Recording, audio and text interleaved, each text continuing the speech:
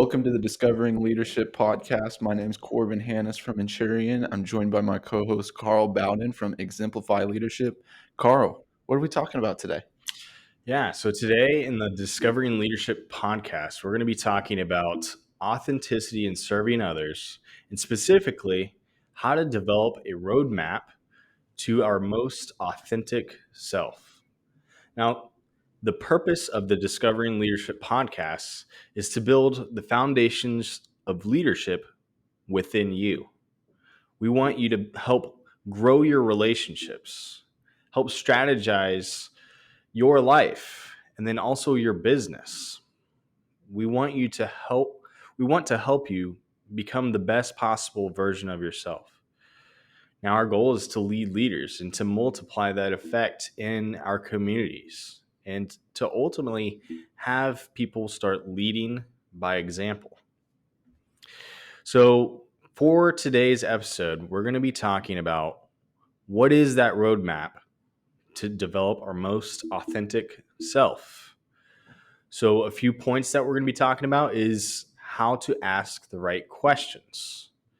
And, after asking all these questions, what are the values and beliefs that we hold true to who we are?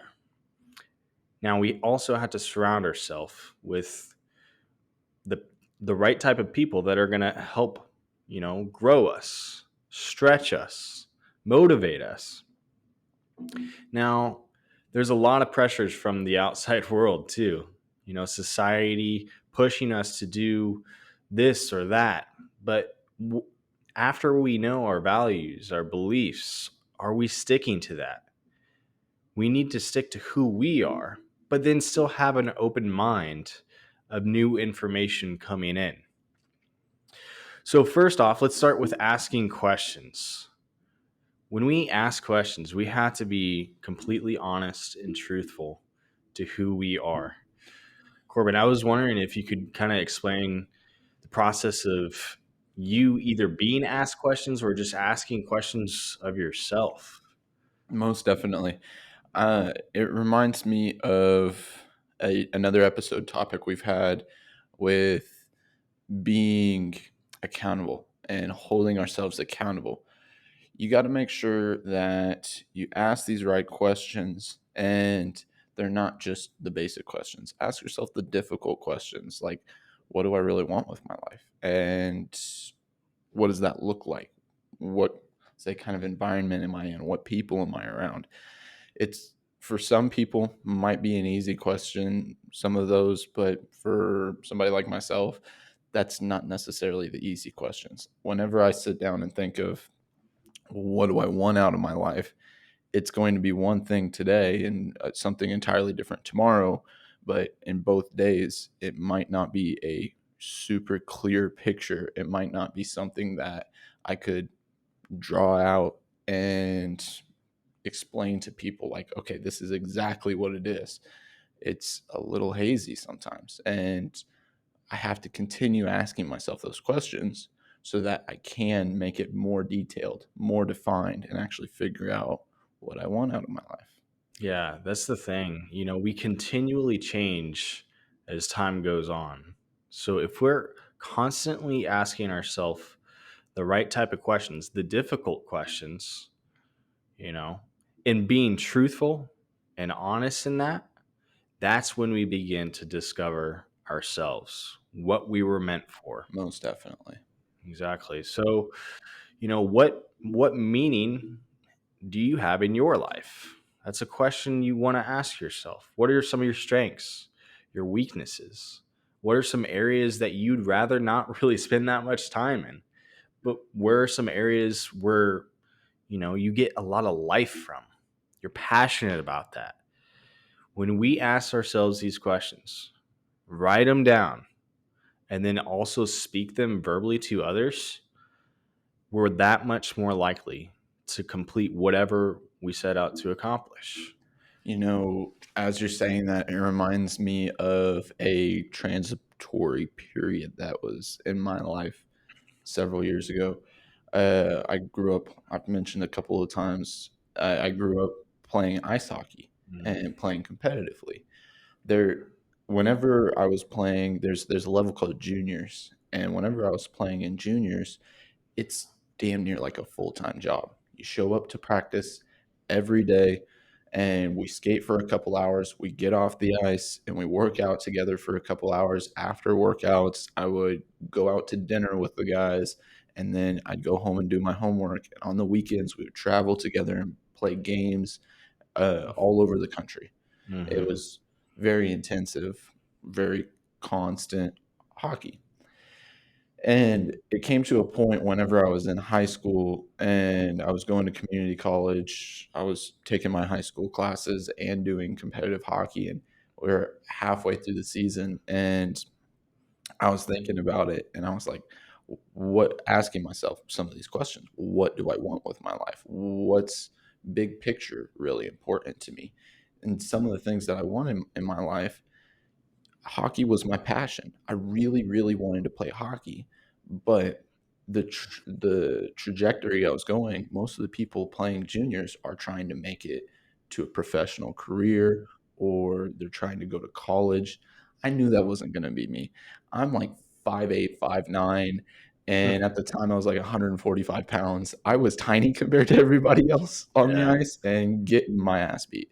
So yeah, it was like, I gotta make a decision. Is hockey really the best use of my time, or should I go elsewhere with my time and focus on something that could potentially bring me closer to what I really wanted out of my life? Now, I didn't have a perfect picture of what it was. I just knew at the time I wanted hockey involved. It was my passion, but it wasn't going to provide for me in the future. It wasn't going to say provide an income for my family that I wanted to raise, or it wasn't going to be something sustainable that could provide for my health. Like I said, I was getting beat up out there. Mhm. That wasn't going to hold up my health. So I had to look in a different direction. And for me, that was business. It was accounting and taxes for me. Somehow that's kind of worked out a little bit. Yeah. Corbin, that's a really interesting perspective because not only did you analyze what you love to do, but is this something you're good at? I mean, you're good at hockey and everything, but you realize certain attributes about yourself, about the hockey environment, where maybe if you focused on something else that was also your strength, that would still cater to some of your wants or needs, then it might set you Most up definitely. better for where you wanted to go. So those are the type of questions we have to ask. What type of life do we want in the future, and then how do we start making those decisions? Now, this kind of reminds me of back when I was living in Lawrence, Kansas, and I created this Yeah. document, and I just started writing things down. I was like, man, what do I really value in my life? And I called it life's core values. So it was just like 10 different things, and some of the items consisted of leadership, Yeah. leadership. And then my faith. My Okay. faith is very important to me. And Yeah. I actually have a background in conservation biology too. So being outside, loving the outdoors and really everything living, that's something I truly valued. Makes sense. Traveling, you know, um, all that. So I wanted to make sure I spent time in all of those different areas of my life. And whenever I wasn't spending time in those areas, kind of kept me in check. It applies to that one episode that we were talking about Yeah. earlier, accountability. That's something we have to realize. We have to be self-aware in what we want to ultimately, make the decisions that are going to lead us to where we want to go. Now, Yeah. we can ask these questions, but there's all kinds of personality tests out there too. Yeah, use the tools that are available to you. Exactly. So there's Myers Briggs, there's the DISC assessment, Enneagram. Uh, there's multiple different personality tests out there. The point is it makes us aware of who we are, what Yeah. we're interested Those personality tests can give you a different perspective. They can really help you with understanding from more of a psychological point of view, say how you operate, what kind of things that you do as tendencies, and see a little bit more of your strengths and weaknesses. And that can help you with answering those questions, those big questions about yourself. Exactly. Not only do we have to keep asking these questions, but keep taking these personality tests. If we take it one time, that doesn't mean we're set in stone to that type of personality. Maybe, Most 5, definitely. 10 years down the road, you might have changed quite a bit. Oh yeah, So, I change more often than I wish I did, but or I do, but that's definitely something. And one thing that does change or doesn't change pretty frequently for a lot of people is their values and beliefs. A lot of people will stick to those core values. You're saying that you wrote down 10 values. I'm sure that those 10 values are still pretty stable within your life, I would assume. yeah, they really are stable. They've held true, I would say, at least for the past 5 years since I created that document of life's core values, and nothing really has changed all that much. However, you know, over a longer period of time, that may change, or they might be more set in stone, or some might fall off just a little bit. But Yeah, you the, could prioritize them differently. You could just view them differently as well and define them completely different. You could say keep one the same, but it's now got an entirely different definition than it had X amount of years ago. yeah, so these values and beliefs, they really develop into our why, our purpose, our reason for being. You know, Simon Sinek, with his book Start With Why, that's a great book to refer to. So if you haven't checked it out, check out Simon Sinek's Start With Why. It's a great book. But when we start with our why, our purpose, and then kind of go to the process of the how and the what, that gives us an opportunity to really inspire and encourage others with Oh yeah, who we are and what we were meant for. So I mean, it applies to everything. It applies to sales. When we start with why and what we truly are meant for, yeah, people get behind that. People get behind purpose rather yeah, than just one particular task, like what we do. Yeah, you know I might do leadership coaching, sales, something like that, or yeah, service, or you might do tax accounting. yeah. But when we just say tax accounting or leadership coaching, it's not as inspiring. But if we say, you know, I want to change the world to help create positive people with a mind of service, helping them to live to their true, authentic selves, people get behind that. Oh yeah. You know what that reminds me of? I remember a couple years ago I had a connect meeting with man, I can't remember his name. I met him and it was like a 30-minute meeting. It was short. It was actually pretty impromptu. It wasn't planned out, and I just ran across and met the chief branding officer of the Coors Light brand. Oh, wow. And he was very, very adamant about preaching that people don't buy products because you sell products. People buy your why. People will Mm, purchase from you because why you do something. And that's something that they instilled out in Coors at the Coors facilities. yeah. And they made sure that throughout their marketing, throughout their branding, and everything was consistent. People knew why they were doing things. Yeah. And, as we go throughout life and we discover our why, our purpose, our values and beliefs, we always want to stick true to that. But we always want to test our thinking as well, because when we test our thinking, then that might solidify those values or beliefs that much more. Plus, it gives us the opportunity to learn as well. Because, as we said before, we are constantly evolving. We're constantly getting closer to becoming the best version of ourselves. Most definitely. You can't be the best person of yourself without having the right support group around you, though. Yeah, That's very that's a key part of making sure that you are yourself. If the people around you aren't supporting you and building you up, they're aiding you, or then they're probably hurting you and they're holding you back from those goals. We've talked about this several times on the podcast so far, hmm, and it it really really is important to make sure that you have the right support group around you. yeah.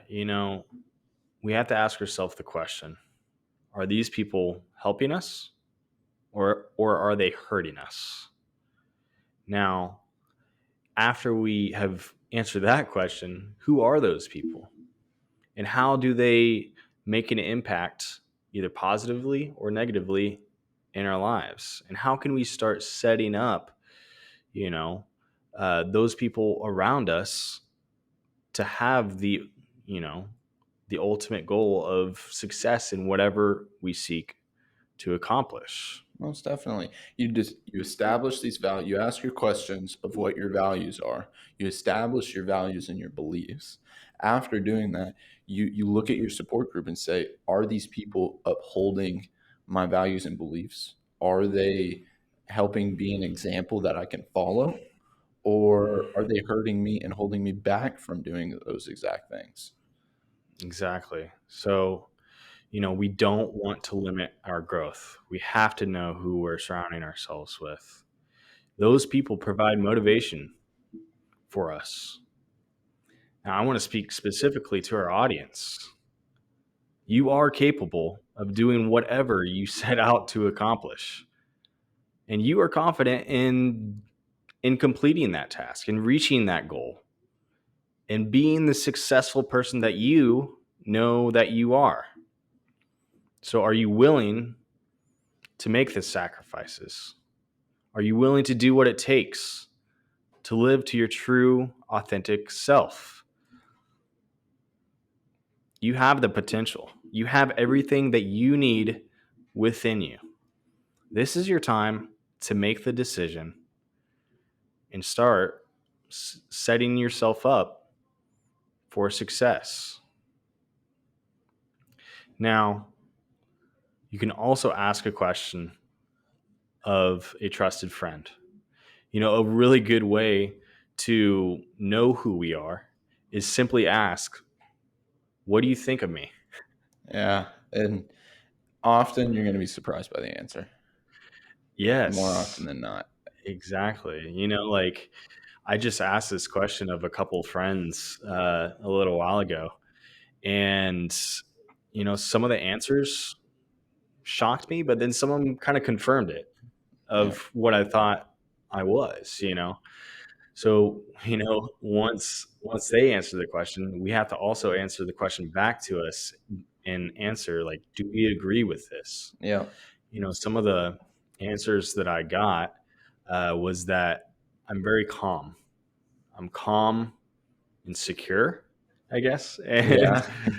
calm, secure, and I can handle just about any situation, no matter the emotions that are involved within that. Sounds about right. But then, I also got some that weren't as pleasant. I heard that I was very direct. Sometimes I'm very blunt, and it's good to know both some of our strengths and our Oh, weaknesses. yeah. We have to know both sides of that, and what I might have thought of myself before asking that question of "What do you think of me?" It's changed. I'm Yeah, sure it's it has. changed a little bit. Yeah. And it also comes down to perspective too, because you said that you were receiving the feedback saying that you're blunt and direct, and you're perceiving that as more of a weakness, correct? In a way, yeah. I Yeah. mean, there could be certain areas of life where I need to be direct, or I need to be blunt with people to hold them accountable to certain Yeah. goals or tasks. But, there's other areas in life that are a little bit different. So, you know, ask the question, what do you think of me? That could take you to multiple different areas. So it also comes down to perspective. You had mentioned that seeing or receiving some feedback as saying that you're blunt and very direct could be negative, but in Hmm. certain circumstances, that could definitely be positive. Yeah. I know I get a lot of feedback saying that I'm direct. I'm very, very straightforward, honest, and open about a lot of things, and I always see that as positive. Now, Yeah. some people I know might see that as more so negative, but you know, I'm okay with that. Yeah. That's the thing. There's different situations and different qualities within us Yeah. that cater to particular Oh yeah. situations or moments in our life. Yep, and you gotta uphold your values. Honesty and integrity is one of or some of my very, very deep core values that I hold. So when people tell me that I'm blunt, honest, and direct, I think, oh, then I'm living my true self. Yeah. I'm saying things that come straight to my mind. That's just somewhat of the person I want to be. Yeah. So after you've defined, what do you want to be? What impact do you want to make? Is this confirming to you when you're starting to converse with your friends or asking yourself the question or taking these personality tests? Yeah. Does it hold true to your mission Yeah. and in what you want to accomplish? So, we have all these values, these beliefs, uh, these attributes that make us who we are. Important thing is to not give in to some of the outside noise. Our society, there's a lot of pressures from society or even the media telling us we should believe this, we should believe that. Yeah. The important thing is, though, who are we? And are we holding to our true self?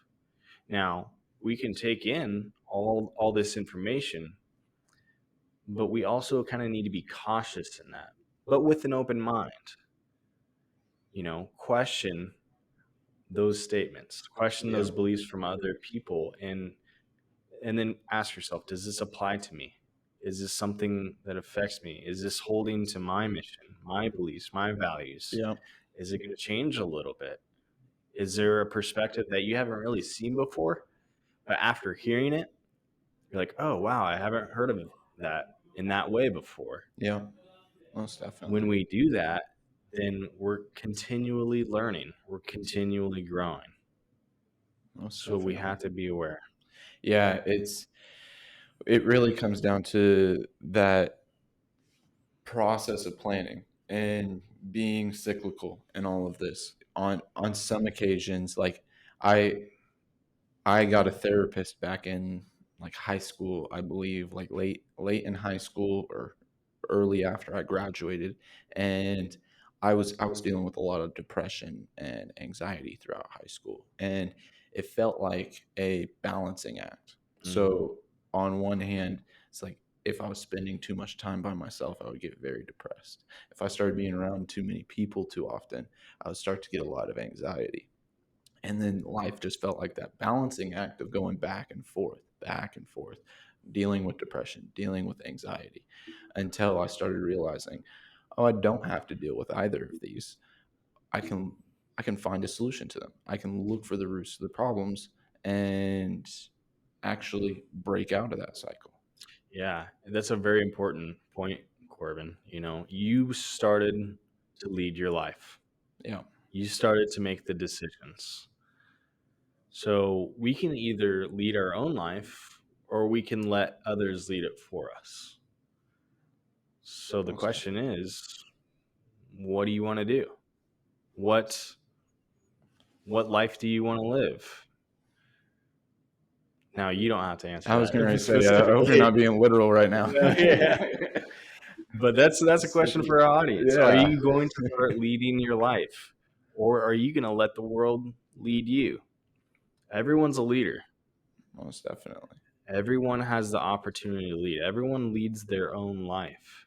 You all have the ability to be an example of all of these fundamentals of leadership that we go through. That's why we're doing this podcast. That's why we want to get this information out there. That's the exact point of this, so that we can help you with being that example and leading within your community, leading within your relationships, your family, whatever it might be.